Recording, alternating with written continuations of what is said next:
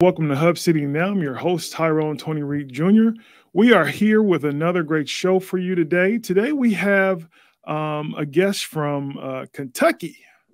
He's here from Kentucky. His name is Jovan Sawson, but he's better known as Big Vonno. Big Vonno, thank you. Welcome to the show. Greetings from Tennessee, just right across the borderline. Absolutely. Tell us a little bit about yourself. How did you get started in music, and what inspired you to pursue a career in hip hop? It's actually a crazy story. So I was big on the culture of music since I was little. Hmm.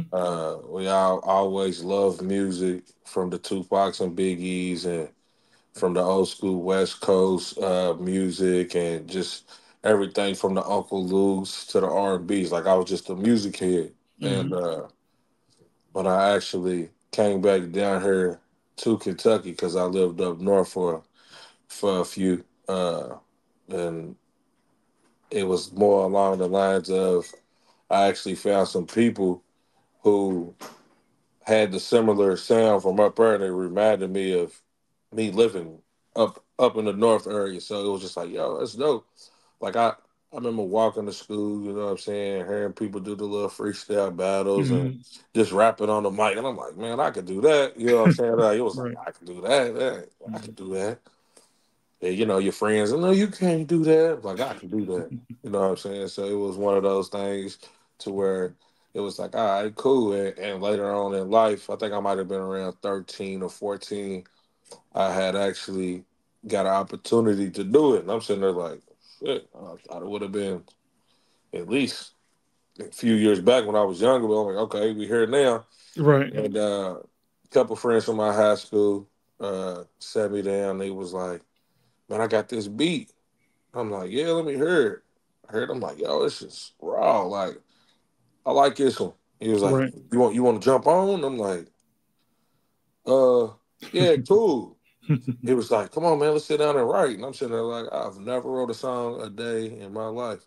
You Right. know what I'm saying? So this is at the point where now everything is more of a I got to freelance it. You know what I'm saying? So, Hmm. but it actually turned out good. So I ended up writing my first song at 14 years old. Like to actually record it in the studio, it came out dope. Friends in high school was loving it. It was like, oh, this is you. And I'm like, yeah. They Hmm. was like, well, how long you been doing this? And I was like, this is my first song. They was like, what? There's no way. And I'm like, yeah, absolutely. So it was one of the things I was like, okay, cool. Let me stick with it. Like, let me stick with it. Hmm. And I had wrote like maybe two more songs and I never got back in the studio because I was an athlete as well. Okay. So we're playing, you know what I'm saying, football, baseball, basketball. It Hmm. was one of those things like, when do I have time to do it? At this point, the dream changed to being a rapper or being this to I'm going to the league. I'm Right. going to the NBA. I'm going Right. to the MLB. I'm going to the NFL. So I was like, man, Hmm. I'm doing one of these. Right. Yeah, as time grew, still love music. You know what I'm saying? Just wasn't a fan of making music at that point in time. Hmm. And then I think it probably got to I was probably right around 20 years old, and I met one of my good friends. His name is Jock Stacks, Hmm. and him and my friend actually introduced me to him, and he was like, "Yo, he records. I know you be doing the freestyle every now and then, like with the guys." He was like, "Man, maybe you should go record." Hmm. And I'm like, "I've done it before. Like I tried it out, and I kind of like brushed it off."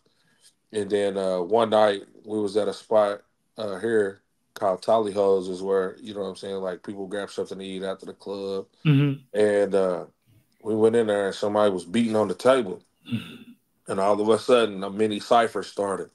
So I'm listening. I'm like, man, what? Here, let me get in.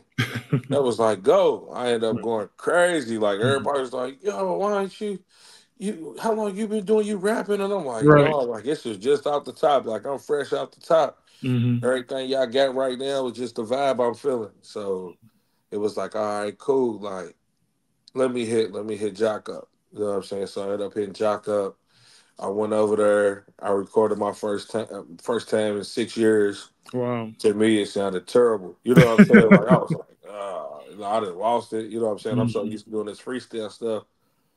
Like it sounded like I was reading off paper. It had no emotion to it. It Mm. was just sound like somebody's professor reading off a daily agenda. You know what I'm saying? So Right. I'm laughing.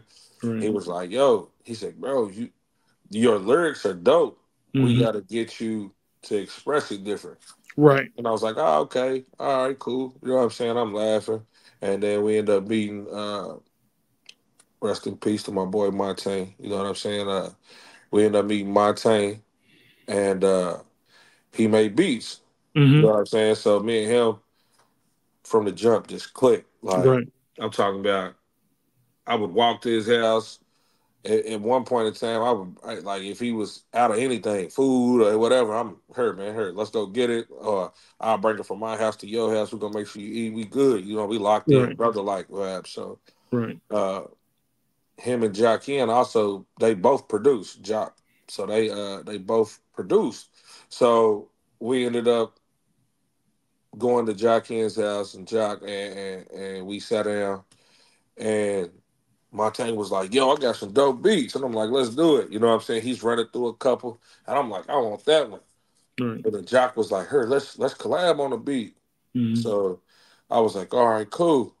They collab on the beat, and it's more like a R&B vibe, like a melodic vibe. So I'm hearing it, and he was like, "Man, I know you're a rapper." You know what I'm saying? Like, and I'm like, "Bro, leave it on." He was like, "What?"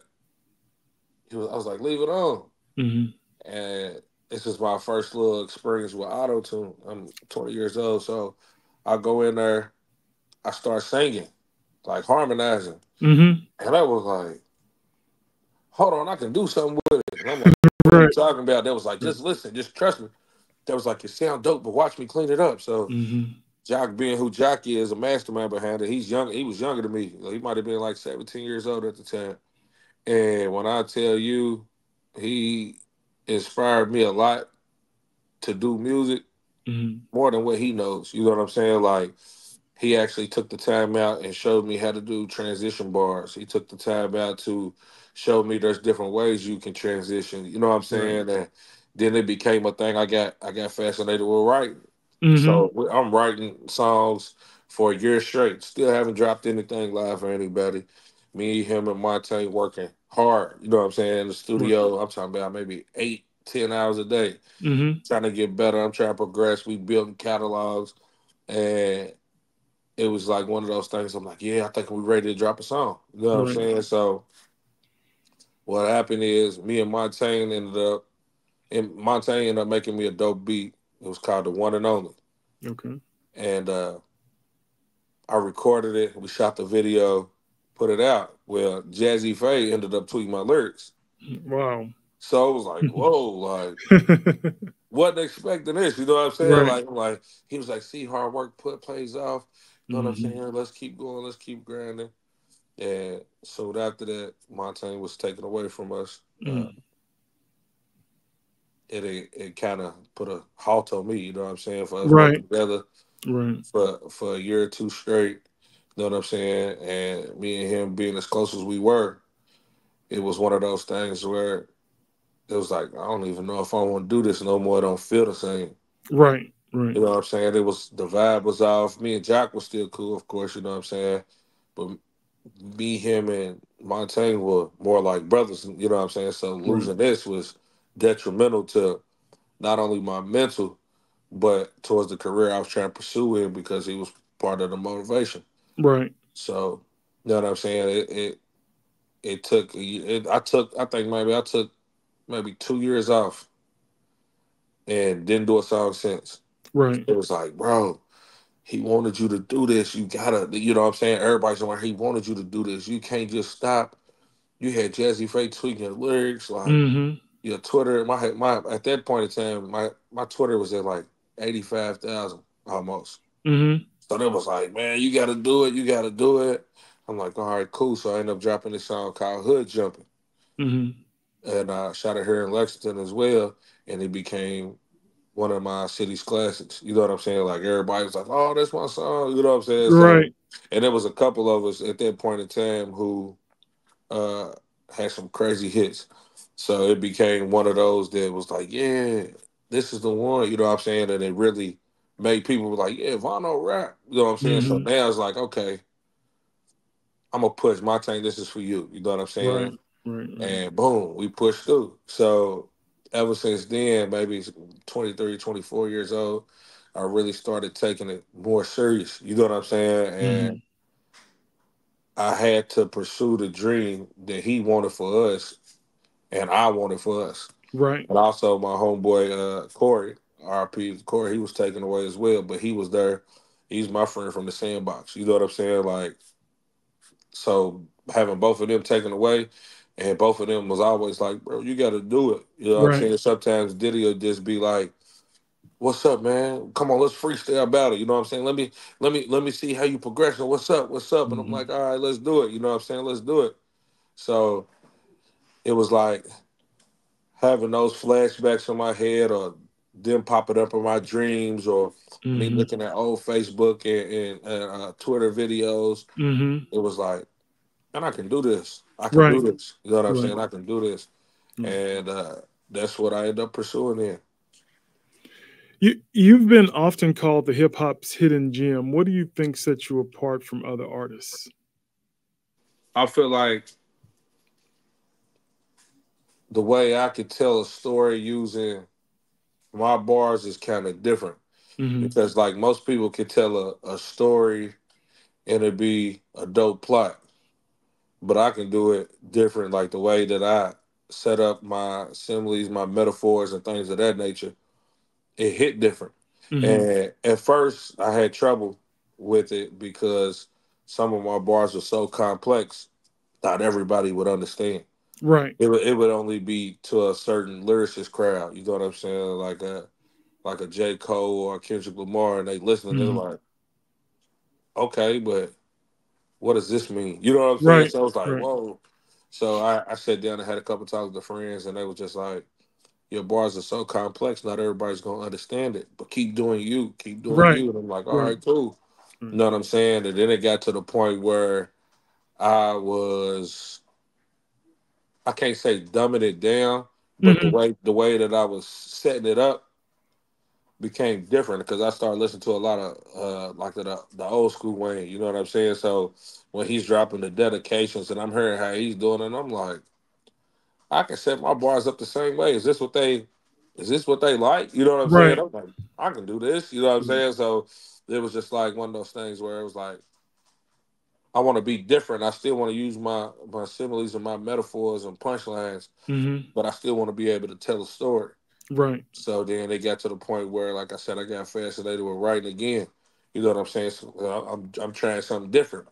So I was able to do that and tell not only my stories, but uh, visions from Kentucky that nobody even thought were here, or that Mm-hmm. went through. You know what I'm saying? Right. People think because I'm from Kentucky, like it's sweet. You know what I'm saying? Like it goes down here just like any other city. That's right. You Right. know what I'm saying? And I think that's the perspective we get because of what they know us for. You know, oh, Kentucky Derby, it's Mm-hmm. country out there. It's just a whole bunch of horses. Mm-hmm. Y'all be walking around with no socks and no shoes on. I'm like, who does that? You know what I'm Right. saying? Right. Like, we got chargers and scat packs, and we got, you know what I'm saying? We got all this also. So why would y'all think it's of us? And it just became one of those things where it's just like, nah, I gotta change. I gotta change the perspective on how people look at us. So that's how I ended up becoming who I am. And people like, bro, I don't know how you come up with what you come up with, what your thought process is, or Mm-hmm. how you even begun to even think this way. I can't do it, so keep going. You know what I'm saying? Right. Like it just begin. It started to grow on people. You know what I'm saying? Then I started doing. I had these weekly freestyles, so I would pick a beat, and my cameraman, shout out to Gorilla Grants. He was like, "Come on, let's do it. You Mm-hmm. need this content." And this is before like content creators. So Right. me sitting here thinking, I'm like, what we need content for? I'm trying to shoot music videos. He was Mhm. like, that's basically what they are. We're gonna try to put one out a week.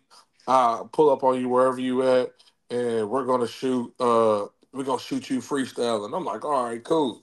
So the one I'm best known for was Renegade. I did the Mhm. Jay-Z and Eminem Renegade. Okay. And so when I dropped this, everybody was like, oh yeah, we gotta take him serious. Like he ain't no slouch. You know what I'm Right. saying? So it was just like I had started recording in the studio on the regular.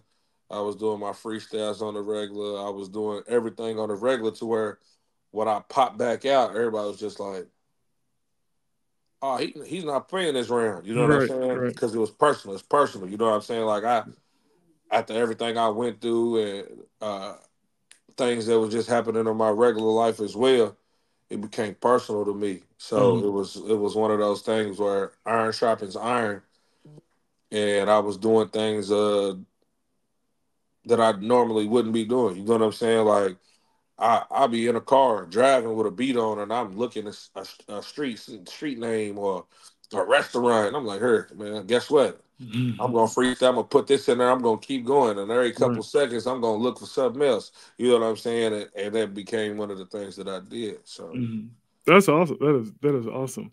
I So you appreciate you, it. you are an indie artist. How has that independence shaped your music and your career?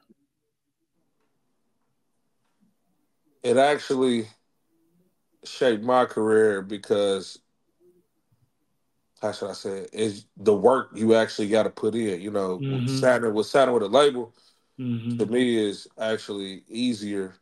You know what I'm saying? Because you got the machine behind you. Right. You know what I'm saying? They put you in front of the face of all the people. They they give you this this high ranking of being seen everywhere because that's what they do. Right. And being independent, it was it was total opposite. You know what I'm saying? Like I had to get out here and let people see me. I had to Hmm. sell CDs out my trunk. I Hmm. had to pop up on every party and be like, "Hey man, let me perform a song real quick." You know what I'm Right. saying? To try to Right. grab any type of crowd or anything that Hmm. I could grab. You know what I'm Hmm. saying? So, like me doing that prepared me for longevity. I feel like because I was willing to learn anything that I could to progress. Right. I Right. feel like if I had a label, I'd be lazy. To be Right. honest, like Yeah. at that where I first started, I feel like I like now if it makes sense, I put in so much work that Hmm. I know what I need to do. Hmm. So it wouldn't be nothing but a plus to have them behind me. You know what I'm Right. saying? But Right. right now, Right. I'm still gonna progress regardless. You know what I'm saying? Like I said, Right. I just dropped the Run It Up song with Vory, and I built that off my relationship. You know what I'm Hmm. saying? Wasn't no label, wasn't no uh people like, oh, you should do this with him, or it Hmm. wasn't that. It was me and him built the relationship, and he was like, yeah, let's do it. I'm like, cool. So I feel like Right. that's how it shaped me up real nice and pretty. Right, right. Because when you're an indie person, you, like you said, you're putting your effort, you're working hard, and you know how much you put into it. So you're more likely to you appreciate each success better, Definitely. and you appreciate the work that you put into it. So No, definitely, yeah. definitely got to. So talk to us about your latest single, "Run It Up." How did this collaboration with Vory come about? It's so crazy. So, uh, shout out to Vory. Vory had actually, I think he had just signed his deal with Dream Chasers. He was with Meek Mill, Okay. and I had congratulated him like, "Yo, bro, I'm proud of you." You know what I'm saying? Like, this is dope. Hmm. Keep going. I said, we still gonna get us one. You know what I'm saying? We gonna get us one. He Hmm. was like, yeah, man, definitely. I appreciate you. He was like, definitely keep in touch. I'm like, all Hmm. right, cool. You know what I'm saying? Like, this is dope.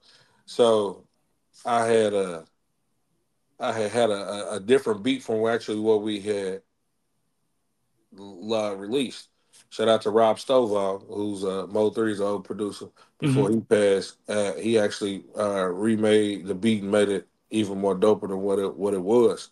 So you know what I'm saying. So me actually from the beginning to where it was at. Like I sent on the beat, and Vory was like, "Yo, it's just dope. It slaps." Like, man, I'm Mm-hmm. about to do it. I'm like, "Oh yeah." He was like, "Yeah." I'm like, "All right, cool." You know what I'm saying? So he ended up doing it. He sent the vocals back, Mm-hmm. and I'm like, all right, this is dope." Like, so now I'm so caught up in trying to compete instead of just doing me on the song. The Mm-hmm. first version I had wrote of it, I was like, I don't like it. You know what I'm saying? So I actually ended up deleting it, and I took my time to do me on the song. You know what I'm saying? Because Mm-hmm. there was like, bro, you do the harmonies, but you can rap. Like, come with Right. both. And I'm Mm-hmm. like, you know what? That makes sense. It makes complete sense. So I'm like, all right, cool. Took my time, sat back. Probably in like 10 or 15 minutes, I had the harmony part. You know what I'm Mm-hmm. saying? Mm-hmm. And then the rap part came so easy. I think I maybe wrote the first two bars, and after that, it was just like, I'm doing the rest out the top. Right. You know what I'm saying? Because there I'm in my zone, I'm in my vibe, and boom, we did it. Uh, it was on the original beat at first, and I was like, all right, cool. Let me go ahead and get the exclusive for this. Since we're Mm-hmm. gonna go through with it, I reach out to actually get the exclusive, and I told him, you know what I'm saying, how much time we put into it, and I told him who was on it. Mm-hmm. So he immediately was like, he paid for this feature this much. I know he did. I want 4,000 for the exclusive. And I'm like, what? Like I look him up trying to figure out who he's worked with, Mm-hmm. worked with nobody. You know what I'm Mm-hmm. saying? I'm like, Right. don't get it twisted. I definitely understand you gotta pay your worth. And if Mm-hmm. it's worth it to pay it, you know what I'm saying? But at this point in time, and I'm sitting there like, I don't know why he's charging 5,000 or 4,000 for the beat. Right. You know what I'm saying? But I told him like I've been getting exclusives for this ticket. Can you meet me there? He was Right. like, nah, I'm gonna stay here, and I'm like, all right, cool. So it sat for a second. You know what I'm saying? And I'm trying to figure out what I'm gonna do. Right. Uh, then I end up joining Sharks Only, a label out of Oklahoma, Mm-hmm. uh, Oklahoma City. Shout out to Juice the Mac. Shout out to my boy Limbo 59 and my manager Two Turn Taylor. We ended up having a conversation that was great. You know what I'm saying? And they was like, "Come on, like let's rock." And I'm like, "Cool." So I ended up rocking with these guys, and they ended up introducing me to Rob Stovall, Okay. and we got on a FaceTime call. It was me, Juice the Mac, and Limbo 59 and Rob Stovall. Mm-hmm. So we all on this call, and I'm looking like, dang, this is Rob Stovall. Like his body of work is dope. You know what I'm Mm-hmm. saying? Mm-hmm. So he was like, send everything over. And I'm like, all right, cool. I sent it over. He was like, yeah. He sent me a clip, and I was like, oh. He was like, I ain't even done yet. Let me put the sauce on it. I'm like, all right, cool. He sends it back. I'm like, oh yeah, this is the one. You know what I'm saying? Mm-hmm. Like this is what we needed. And we went through with everything. And to be honest, I actually have another one with Vory, and stuff. I was actually working on that one as well right now. Okay. So All right. and that's gonna be That's featuring my awesome. homie. Yeah, it's gonna be featuring my homie Limbo 59, also from Sharks Only. So it's another one to be excited about. We getting everything ready for it. I actually just dropped on the 6th. I just dropped my new single called Spare None. Okay. So this is more of what we was talking about earlier, like one of those storytelling. Ain't no hard bass. It's just a nice melody and Mm-hmm. me giving y'all some of me. And I actually have the video dropping this Friday the 13th. Okay. All So right. you know what I'm saying? It's gonna be one of those. It's different for me because this is my first time shooting a point of view video. So Mm-hmm. it's a POV video, and I feel like people are gonna be wild mad because this is a side of me that I've never shot a video like, but it got a message in it. You know what I'm saying? And I feel like people really gonna rock with this. That's awesome. That's awesome. Well, man, the time is winding up. We got about 6 minutes, and we're gonna leave about 2 minutes for us to play "Run It Up" at the end of the show. But before you go, we want to congratulate you and Vory. Your single debuted at number 6 on iTunes hip hop charts. Yeah. What advice, before we go, what advice would you give to up and coming artists trying to make their mark in the industry? I say nowadays it's different from my era when I first started coming up in music. Mm-hmm. So nowadays, I would say make sure you're capturing every moment. Make sure you get lots of content Mm-hmm. and just stay consistent. You know what I'm saying? Invest in yourself. Mm-hmm. You know what I'm saying? The main thing nowadays is if you're an artist to become a content creator. So if you don't understand how to be one, you can really just look at anybody on the internet and see, you know what I'm saying, just study their profile. Right. Like the Castanets, the Duke Dennises. Them was people that I follow. One, because they funny, you know what I'm saying? And they Mm-hmm. have celebrities on there that I like. You know what I'm saying? So Right. like watching them would be like somebody good to kind of mimic your page. And just not only just do music and put music stuff out, but you also got to give them a piece of yourself, give them a piece of your personality. You know what I'm saying? Don't make everything music, music, music, music, Right. music. You gotta, you know what I'm saying? You might gotta throw a little curveball in there. Like I do stuff like when we on the road, I got videos on my Instagram and my reels and stuff just where we checking in. Mm-hmm. And my cousin might have paid for the rental, but I paid for the hotel or the Airbnb, and he walk in like, how much Right. did this cost? You know what I'm Right. saying? Like, so we laughing and everything. We might be jumping on the beds, you know what I'm saying? Just being us, you know what I'm saying? So Right. I say that's a big part in coming up in today's industry. That's awesome. That's awesome. So, tell people, listeners and viewers, how they can follow you. How can they can find more content from you? Where should they go? Yeah, you can follow me on Instagram at big_Vonno, VONNO. Mm-hmm. Uh, same thing with same thing with my Instagram, and you can find me on my Facebook fan page is Big Vonno, Okay. BIG no _ Vonno.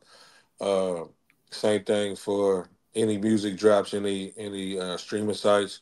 Just type in Big Vonno. You know what I'm saying? You can find me on there as well. You can also go to Google, type in BIG VONNO. Mm-hmm. You'll see me as well. So. All right. Well, thank you, Big Vonno. We wish you much success. Again, check out Big Vonno. Go over to those social media pages. We're going to play Run It Up at the very end of the episode. But we want to thank you all for tuning in. And we want to thank Big Vonno again for being our guest. You're always welcome. Whenever you want to come on, man, just let me know. I got you. I appreciate you for having me. No Definitely. problem. No problem. Shout out to Tennessee, man. The Kentucky, Tennessee vibes. Awesome. Awesome.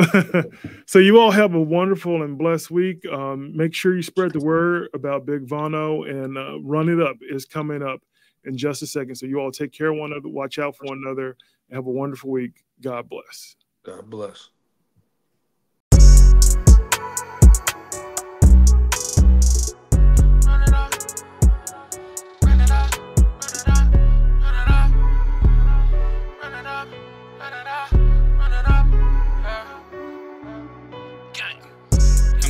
From the city, new coupe drop 250.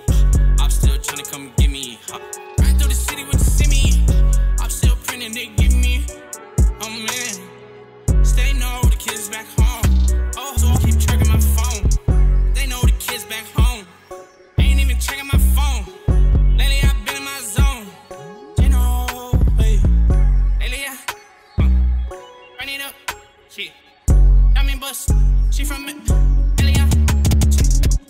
Vonno the 859, around the 502. We shit was overdue. Niggas still getting they dues.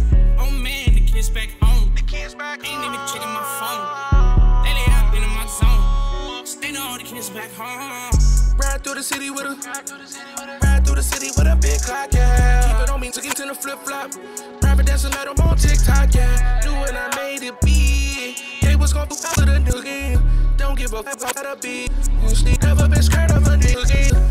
crazy when I started eating. How many people they done jumped on the way? I remember when I didn't have this shit and couldn't get a bitch on my way. Now I run it up, I had to switch up my focus.